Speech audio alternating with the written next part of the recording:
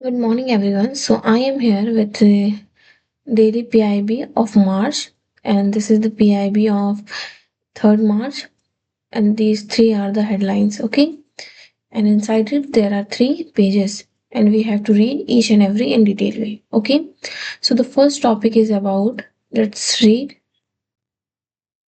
Okay, so the first topic is about the reference signed for India Canada Comprehensive Economic Partnership Partnership Agreement, where CEPA. Okay, so what's inside it? India and Canada launched negotiation for Comprehensive Economic Partnership Agreement today in Delhi. Okay, we all know the Prime Minister of Canada, Mark Carney, who visited to India, or at morning's newspaper I read that at Hyderabad house they met. Okay, so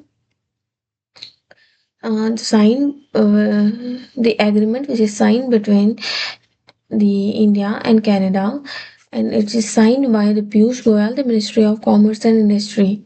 Okay, and Ministry of and between the Ministry of International Trade of Canada, Mr. Mandir Sindhu, okay, on 2nd March 2026. So during the ceremony, the PM Modi highlighted that the goal of bilateral trade is the reach of $50 billion by 2030. So the priority is to unlock the full potential of the economic cooperation, for which India and Canada has decided to finalize the economic CEPA. So, PM Khan said that it is expansion of valued partnership with new ambition, focus, and foresight. Okay, so the main aim of this agreement is that there should be partnership with new ambition, new aims, new focus, and new foresight. Okay, means a new vision. So the partnership between two confident countries charting own course for the future. So TOR of negotiation will provide format, frequency, and approach to India-Canada CEPA negotiation. So it will serve as a guide to facilitate, negotiate in order to conclude an ambitious, balanced, and mutually beneficial comprehensive economic and partnership agreement. So as up to the leaders' statement during their bilateral meeting on the margin of G7 meeting in Kanaskis, Kanaskis, Canada in October 2025, where both the sides are working to finalize TOR for the negotiation of India and Canada CEPA. So the negotiation would cover trade in goods, and what about the services and other mutual agreed policies areas. So Canada represent market, and these are the data in $1 million. Okay, and the triple P, the full form of triple P is it's a production possibility frontier. PPF, the full form of PPS. At PPP, the full form of PPP is, I will tell you at last, okay? So the Canada CEPA, which hold the potential to unlock the unlock about the bilateral trade, which stood at US dollar, of what US dollar of 8.66 billion. Okay, so these are the data of exports and imports from Canada to India and India to Canada. Okay, so according to purchasing power parity triple P, which key export of India to Canada includes drugs and pharmaceutical, iron and steel, seafood, cotton, garments, and other import from of India from Canada, including pulses, pearls, and semi-precious stone, fertilizer, paper, and petroleum crude. So, the key sector of India service sectors export Canada include telecommunication, computer. Okay, so these are the things which is India from Canada, means things which is imported from India, imported of India from Canada. Okay, and the things which where the India export to Canada, which include these are the services. Okay, so Canada is also home to over 40 to 4 lakh 25,000 Indian students and a strong Indian community. So strong and people to people ties which constitute one family would be further reinforced by conclusion India Pakistan CEPA. Okay, so mainly it enhance the total production and possibilities. Okay, so what's the other point? Other article? Topic of other article is about the quick estimate of index of industrial production and use based index for the month of January 2026. Okay, so index of industrial production. So these are the key points which highlight the IIP. Okay, rate of January 2026 is 4.8% of total growth, which was 7.8% in the month of December 2025. So, second point, which tells about and highlights about the three sectors where mining, manufacturing, electricity. Third point, where IIP stand 169.4 against 161.6 in January 2025.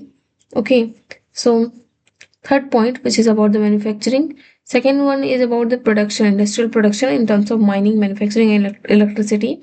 First point, which mainly about the percentage of January is mining, manufacturing, and electricity, like mining 4.3, manufacturing 4.8, and electricity 5.1. Fourth point, inside fourth point, which tells about the top three positive contributor for the month of January 26 are manufacturing of basic metal, manufacturing of motor vehicle, tailor and semi-tailor 10.9%, and manufacturing of other non-metallic products 9.9%. Fifth point, which tells about the industry groups. Okay. Sixth point, which tells about the manufacturing of motor vehicles. Sixth point, which tells about the manufacturing of non-metallic mineral products. Okay, the percentage is given in the fourth line. Okay, and where 9.9% is given. Okay, and in the 8 point, it tells about the primary good of for capital, intermediate good for infrastructure, and construction of goods for the month of January 26. Consumer durable and consumer non-durable stand for 138.2, 160.7 respective. 6% for immediate good, 13.7% for infrastructure, 6.3% in consumer durables, 2.7% in consumer non-durable. So these are the data. So monthly indices and growth rate in percentage of IIP for last 13 months. All India Index for Industrial Production. So this is the total index and this is the graph.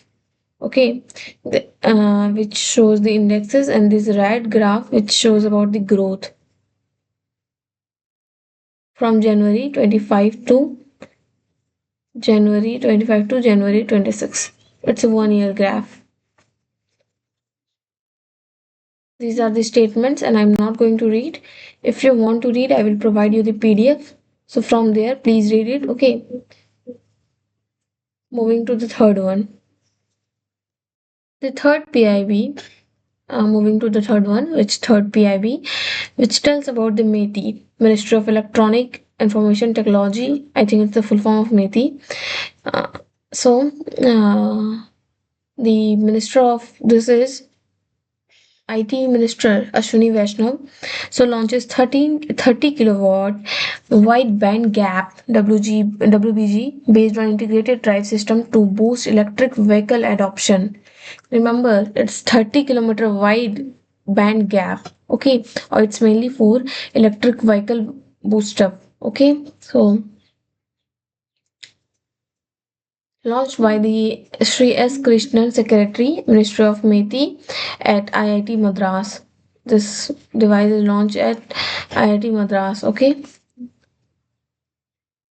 so it mainly the 30 kilowatt power class is particularly relevant for India's fast growing electric passenger vehicle segment, and it mainly reduce the import dependency, lower system cost through localization, and support scalable manufacturing And third one, it is enhance the India's global competitiveness in semiconductor-based electric mobility solution. We all know that the semiconductor hub, which is making as UP in India, okay, and a lot of industries are set up.